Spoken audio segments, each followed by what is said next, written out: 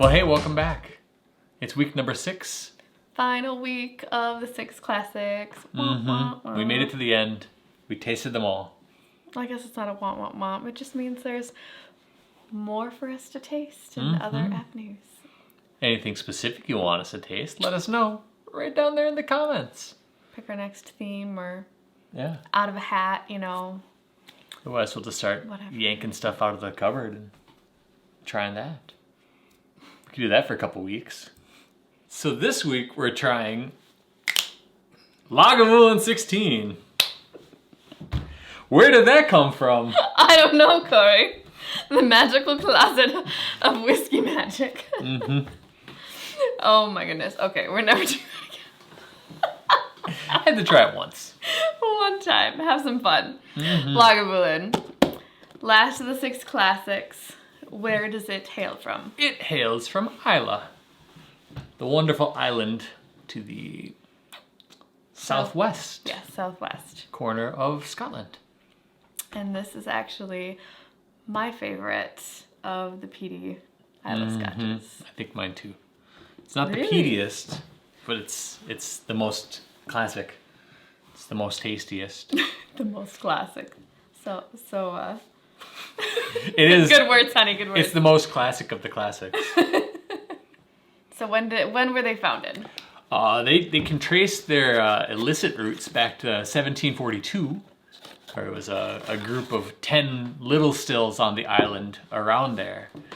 They actually would hide their stills and equipment in the church across the street when the tax people came by. Sneaky. But they legally started in 1816, right after the Excise Tax Act began. And here's a weird one.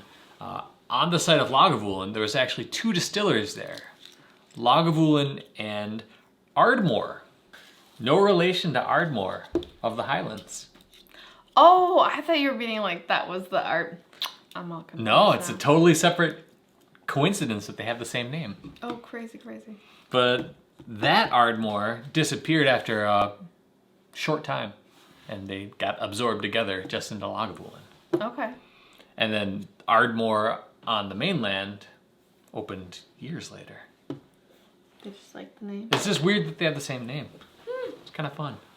Ooh, this one's got a fancy little like. It does.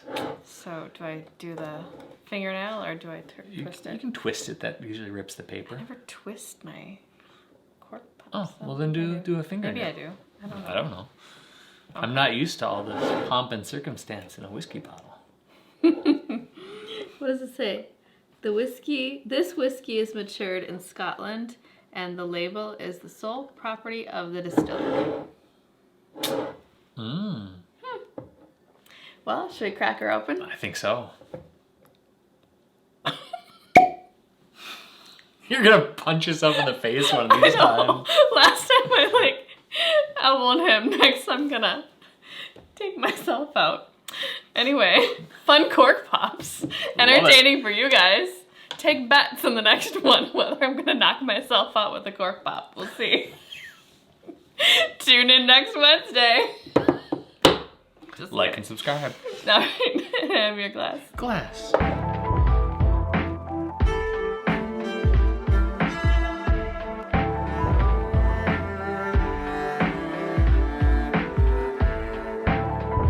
So even though they're owned by Diageo, which is huge in the blending world, they own Johnny Walker, do all that sort of stuff, or the reason they own so many distillers is because then they can blend them and make sure that they have the source of their blends.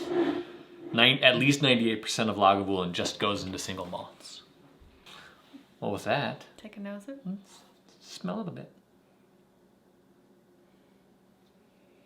I just love this one. What are you smelling? I'm just enjoying sitting with it. Oh, this one always takes me a bit, and I think that's one of the reasons why I enjoy it so much, that it has some complex flavors, yet they're so well melded together. This one forces you to slow down.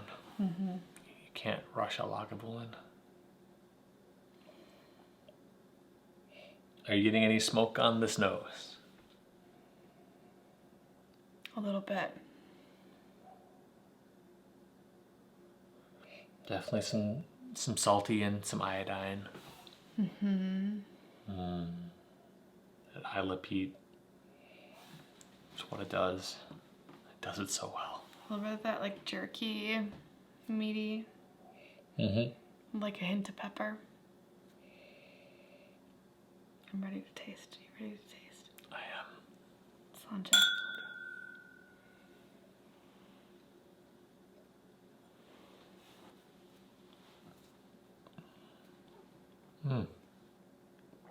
Okay, so 2 weird flavors that happen at the same time. I don't think I've ever gotten this with Lagavulin, but I could taste the jerky, the meatiness, but taste some chocolate notes at the same time. So then I'm imagining like jerky, like dipped in chocolate. It sounds weird, but it tasted. It was such good flavors together. I don't know. Is that weird? No. I'm feeling on that. I got hit with some char and some sulfur right on the tip of the tongue first thing. And then that started to just ease off into the meaty, smoky. I know whenever I taste the real peaty, smoky ones, you always think of a campfire. This one in particular, it makes me think of the campfire right at the very end. Like as the embers are really growing and glowing strong. And then it's starting to kind of, like the larger logs are starting to fizzle down a bit, and you just have that rich smell that the campfire's been going for a little while. And it's just real developed. That's what I get from this. A mature campfire. Mature campfire. I want a fire and I want to listen to jazz. I wonder why. It could be the jazz festivals that they host annually there. That we did that at Lagavulin. Highly recommend. The one that's later on in the season, so not the Facial, right? It's like I said, Facial in the spring, but in the fall. Because then they have much smaller ones, and you can go from distillery to distillery, the different jazz shows, and they pour you a dram. And this year they went virtual, so we'll share the link below. Yeah. You can watch the 2020 Jazz Fest for free. Now I'm getting a little bit of the brine. And there's a sweet note in there that I can't quite pinpoint what it is. Like beyond the little bits of chocolate. Like maybe it's honey again. Some hazelnut. Some nuttiness to it. Not Nutella level hazelnut sweetness, like some actual hazelnut. Yes, because hazelnuts themselves, there's a little bit of sweetness to it. That's absolutely it. Yes. But that kind of does go along with Nutella, because I got the taste of chocolate, a little bit of hazelnut. But hey, Nutella's too sweet for this. Yeah, no. This is not that sweet. No. How about jerky dipped in Nutella? You're ruining all my favorite things. On a stick over a low roasted campfire. That's Lagavulin. I'm just kidding, no. Bacon on a spit.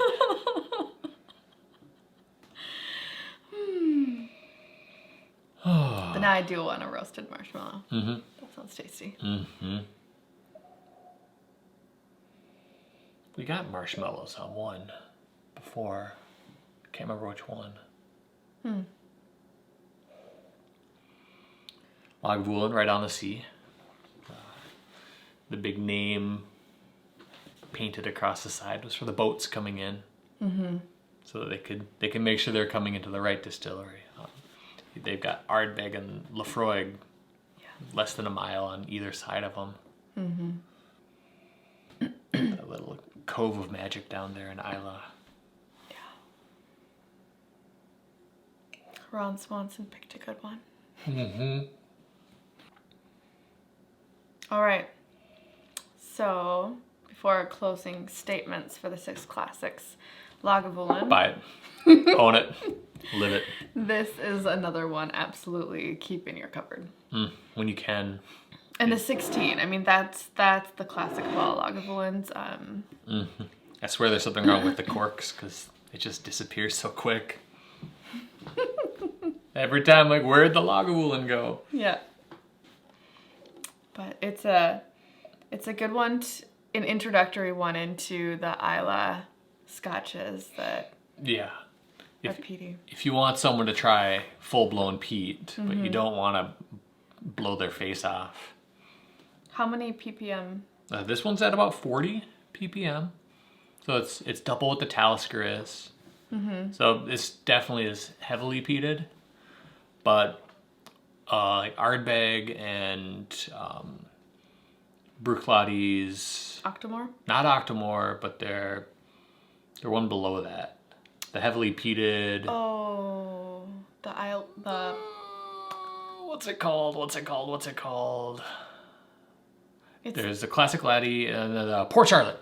Thank you. Port Charlotte, that and an Ardbeg, they're both at 55 Okay. ppm. Yeah, so it gives you an idea of where this falls in line with that. So. And with peating, the peatiness decreases with the age of it because that'll mellow out in the barrel. That's why the Port Charlottes are a non-age statement, except for the 10 that they do have. And the Octomore are usually 5 or 6 years old, and the Wee Beastie is a 5-year. Because to get it as peaty as possible, you want to keep it a little bit younger. Yeah. So this being a 16, that's when things really mellow helps out. to mellow out even more. Well, and you can really tell in that. I mean, that's my first comment of all is just the well blended. It takes a bit to get to know it. Yeah. Figure out the flavors you're tasting. You have to spend some time with it. You have to sit with it. You slow down. We do have a 10-year downstairs. One of these days we'll bust out, try the Ardbeg, the Lagavulin, and the Laphroaig 10s so we can get an even playing field. See how they all fare at the same. But since that closes our 6 classics, if you had to pick a favorite from the 6 classics. Lagavulin. For me, Lagavulin and Dalwhinnie are rivals. And I can't really compare them or pick between them because they're such different scotches. So for me, I would pick those two. Yeah. Lagavulin's by far my favorite of the peaty Isla scotches. I think I'd have to put Oban as number 2. Yeah? Because it's, again, so different from Lagavulin. And my heart's in the Isla sky, but yeah, my glass is in Isla. Yeah. But with that, we'll see you next week. Join us on Wednesdays as we continue our journey tasting through various scotches. Next one, maybe a random one out of a hat. We'll see. But let us know what you want us to taste, and we'll see you next time. Like and subscribe. Yes, please. Sláinte. Sláinte.